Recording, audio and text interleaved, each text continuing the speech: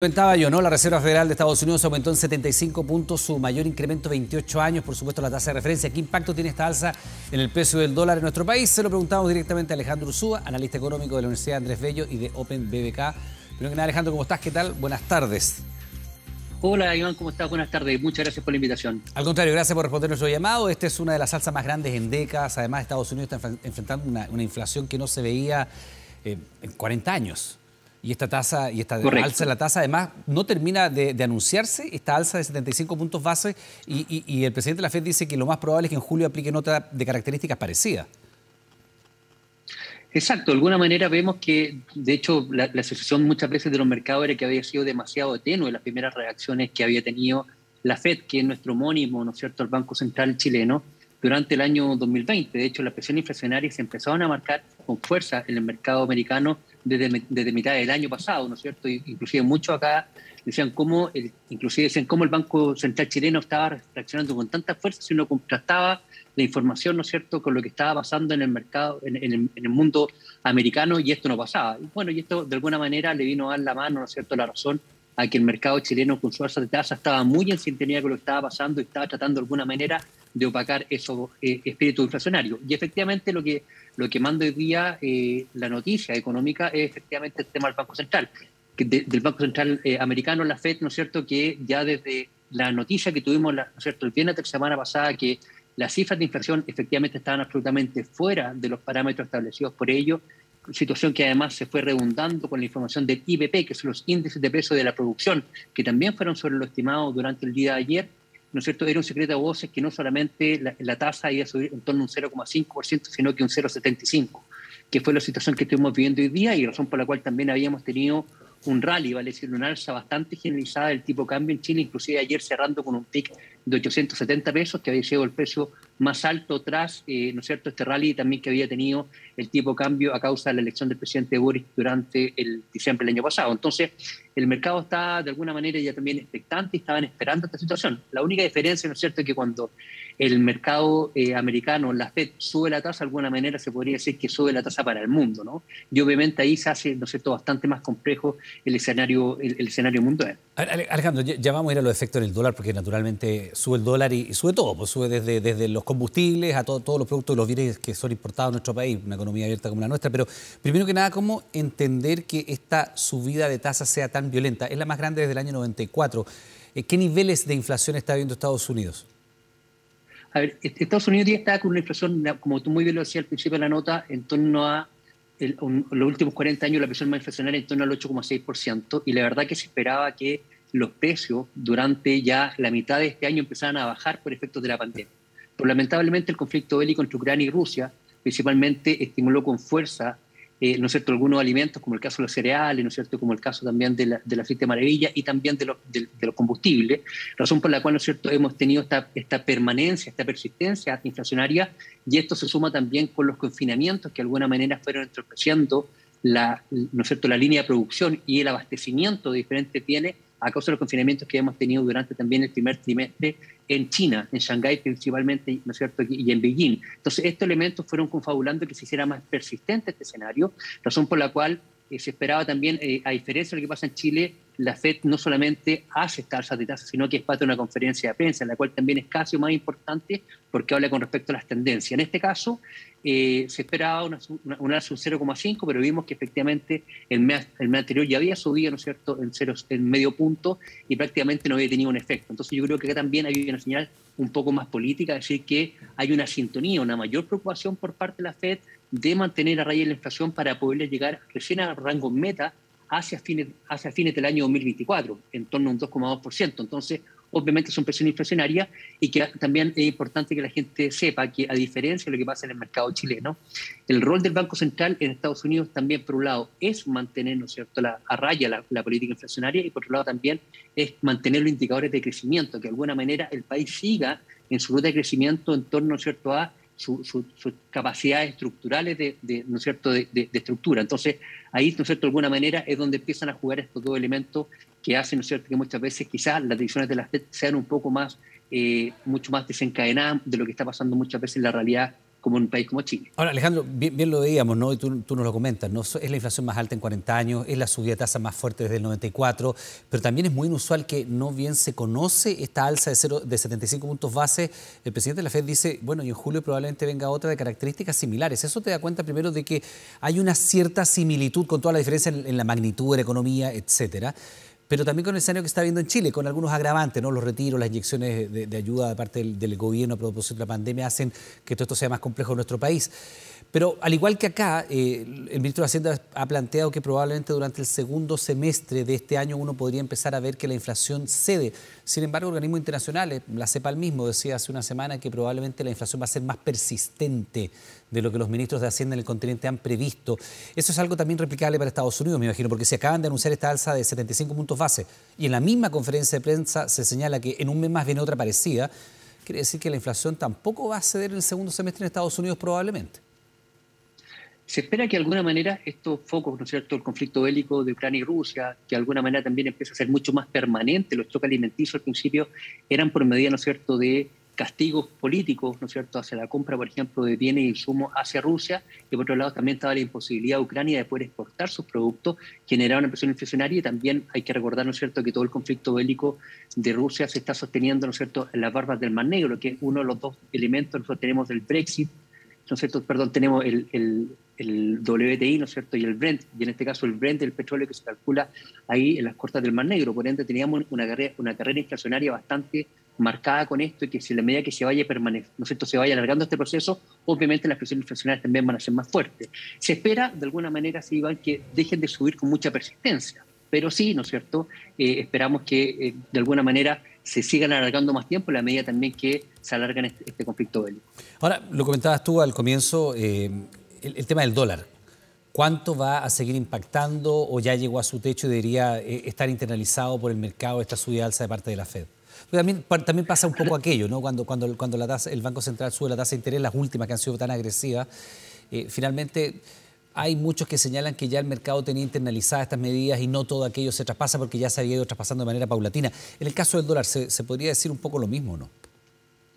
De hecho, yo diría que durante el lunes y martes, como muy bien tú lo dices, hubo inclusive una sobrereacción.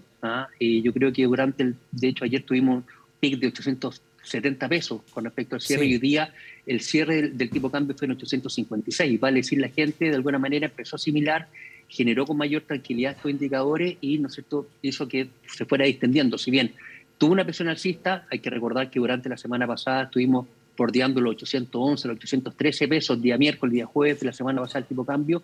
Cuando empiezan a salir estos datos de inflación, estos malos datos de inflación americana, empezó a subir y llegó a estos picos de 870. Yo creo que de alguna manera el tipo de cambio va a estacionarse en la vecindad de los 850 pesos, manteniendo estas características que estamos viendo hoy día. Sí, claro. De hecho, revisando la cifra de la jornada, cayó 11,72 pesos, cerró en 860, más o menos el dólar. Bueno, eso es un poco relativo, pero es que es el precio promedio.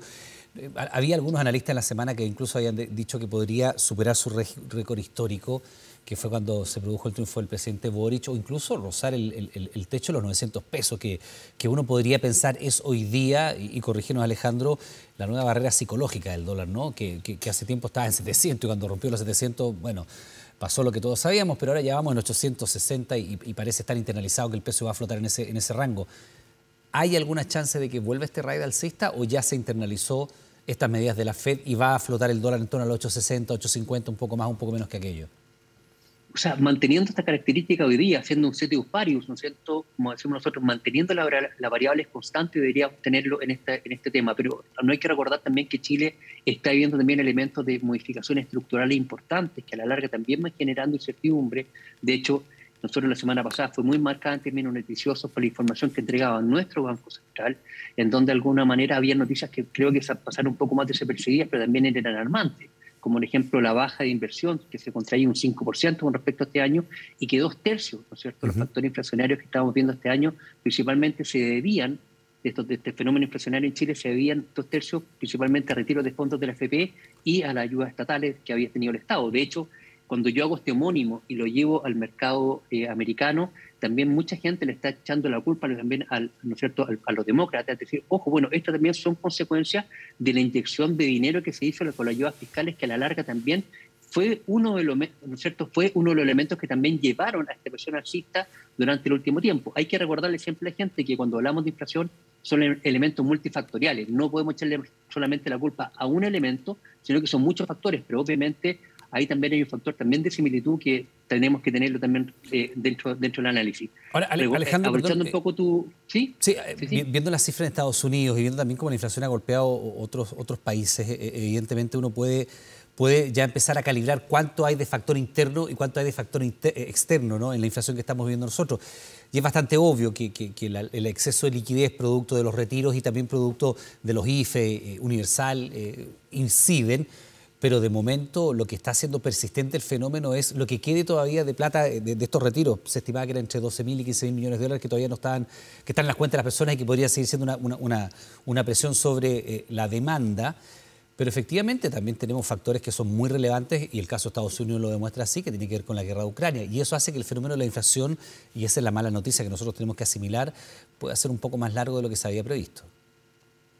Exactamente. Como decíamos, siempre esto es multifactorial. Tenemos elementos internos. En Chile estamos viviendo momentos de incertidumbre que son súper naturales a causa de las modificaciones estructurales que estamos analizando hacer. Entonces, obviamente, también ahí lo que decía, esta baja de inversión obedece muchas veces a las características de lo que está pasando con respecto a las posibilidades de hacer o no hacer ciertos elementos. La gente dice, el inversionista dice, yo espero a ver cómo hacer mi nuevo terreno de juego en función de que, y como quede este terreno de juego, es como yo voy a invertir. No hay un castigo político, no hay una mirada sesgada, sino que muy por el contrario, muy racional el inversionista dice, yo voy a invertir o voy a volver a invertir sabiendo efectivamente cuáles van a ser las ganancias o las utilidades que voy a tener referente a esta operación. Entonces, obviamente, lamentablemente, la medida que se vaya siendo más permanente el conflicto bélico entre Ucrania y Rusia, las presiones inflacionarias, principalmente en términos de alimentos y energía, se van a seguir manteniendo. Hay que recordar, ¿no es cierto?, que hoy día ya deberían estar preparando las tierras en Ucrania para la siembra y cosecha de futuro grano hacia el 2023, y situación que la FAO también decía que se iba a ir agudizando con el correr del tiempo si se alargaba el conflicto bélico, y son elementos que de alguna manera también están llegando acá, ¿no es cierto?, siendo mucho más permanentes estas presiones inflacionarias que, de hecho, el mismo presidente de la FED dice el escenario hoy día inflacionario es muy distinto a lo que teníamos hace 4 o 5 meses atrás a causa del conflicto bélico y a causa, ¿no es cierto?, de los confinamientos que se dieron en China. Y obviamente esta situación nos afecta directamente a nosotros cuando calculamos que aproximadamente el 72% de los productos con los cuales nosotros evaluamos la canasta de consumo en nuestro IPC, la canasta, ¿no es cierto?, la encuesta de gastos familiares habla que efectivamente un 72% de los productos que nosotros ocupamos en Chile durante nuestro diario vivir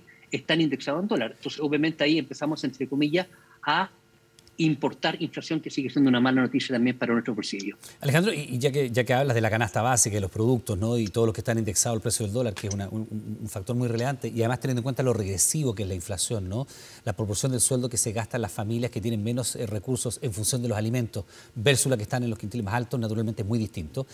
Hay algunas cadenas, y me gustaría planteártelo directamente, porque incluso el ministro Grau lo desmentía como política pública, decía no es algo que nosotros apoyamos, pero sí decía sería bueno que los privados lo hicieran, que es de alguna manera congelar los precios de los productos esenciales. Hay ya hecho una cadena de supermercados que ha dicho sobre un conjunto de bienes que son básicamente alimentos y aseo, que están dentro de esta canasta, se van a mantener los precios congelados.